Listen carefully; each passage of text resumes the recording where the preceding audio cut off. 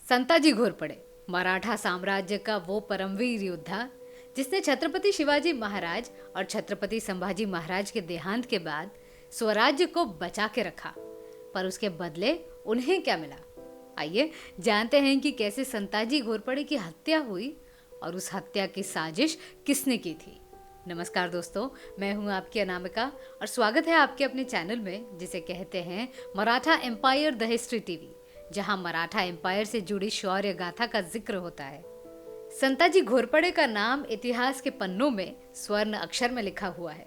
उनके ही बदौलत मराठा साम्राज्य की नींव को हानि पहुंची नहीं, वो भी तब जब औरंगजेब ने स्वराज्य के सरजमी पर मुगलों का राज फैलाया। इस परिस्थिति में संताजी घोरपड़े और उनके साथीदार धनाजी जाधव औरंगजेब के छावनी पर हमला कर देते और धीरे धीरे करके इन्होंने मुगल सेना को बहुत हानि पहुंचाई।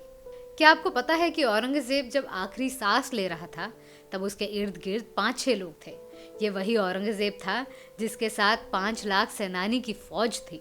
छत्रपति शिवाजी महाराज और छत्रपति संभाजी महाराज के बाद जिसने सबसे ज्यादा औरंगजेब को तंग किया वो संताजी घोरपड़े ही थे। जिंजी किले के घेराबंदी करने वाला जुल्फिकार खान हो या छत्रपति संभाजी महाराज को कैद करने वाला मुकरब खान या फिर सर सेनापति हम्बीरराव मोहिते को तोप से मारने वाला सरजा खान हो, इन सब को संताजी घोरपड़े ने सबक सिखाया था। ऐसे महान वीर को किसने हराया होगा? दुश्मन में इतनी ताकत ही नहीं थी कि वो संताजी घोरपड़े का सामना करते। सर सेनापति संताजी घोरपड़े की नींव जिसने हिला दी वो खुद मराठा साम्राज्य से जुड़े उनके करीबी लोग थे। अब 2 संभावना पैदा होती है। कुछ लोग कहते हैं कि औरंगजेब ने रिश्वत देकर संताजी घोरपड़े की हत्या करवाई थी, तो कुछ इतिहासकारों का कहना है कि धनाजी जाधव के कारण ही उनकी हत्या हुई। यहाँ तक कुछ लोगों का ये भी मानना है कि संताजी अपने दुश्मनों को तड़पा तड़पा के मारते थे। जब ये बात छत्रपति राजाराम महाराज को पता चली तब उन्होंने संताजी से सरसेनापति का पद वापस ले लिया। आगे चलकर तनाव यहाँ तक पड़ गया कि छत्रपति राजाराम महाराज ने संताजी घोरपड़े को पकड़ने के लिए धनाजी जाधव को भेज दिया। उस वक्त जिंजी किले पर जो पॉलिटिक्स हुई उसका नुकसान संताजी घोरपड़े को सहना पड़ा। मंत्रिमंडल के लोगों ने राजाराम महाराज से कहा कि अगर उनको सरसेनापति के पद से हटाया नहीं तो वो खुद को स्वराज्य का छत्रपति घोषित कर देंगे। इस पर राजाराम महाराज ने बिना सोचे समझे संताजी घोरपड़े को अपनी सेवा से बर्खास्त कर दिया।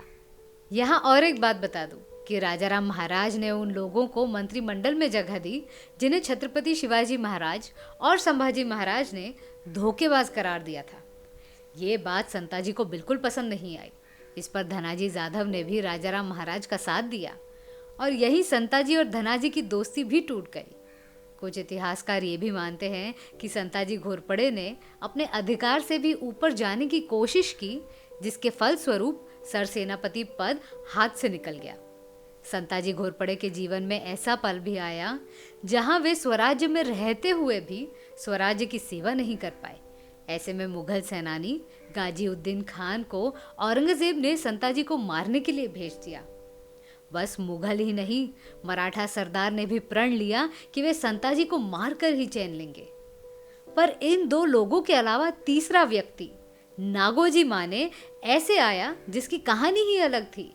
उसके बीवी के भाई अमृत निम्बालकर को संताजी घोरपड़े ने सजा दी थी, इसीलिए नागोजी के दिमाग में भी संताजी को मारने की योजना बन रही थी। एक दिन हर सुबह की तरह संताजी सातारा नजदीक महेश्वर गांव में शिव भगवान की पूजा कर रहे थे। चुपके से नागोजी माँ ने वहां आया और सर सेनापति संताजी घोरपड़े का सर धड़ से अलग कर दिया। बाद में उस सर को मुगल छावनी में भेजा गया। इतिहासकार मानते हैं कि अगर राजाराम महाराज और धनाजी जाधव ने समझदारी दिखाई होती तो औरंगजेब का खात्मा संताजी घोरपड़े के हाथों से जरूर होता। इस नासमझी के कारण औरंगजेब को 11 साल का जीवन दान मिल गया। संताजी घोरपड़े की हत्या किस जगह हुई ये कहना मुश्किल है, क्योंकि महाराष्ट्र में उनकी 2 समाधि देखने को मिलती है, एक सातारा के महेश्वर में और दूसरी समाधि सांगली नजदीक नरसिंहवाड़ी में।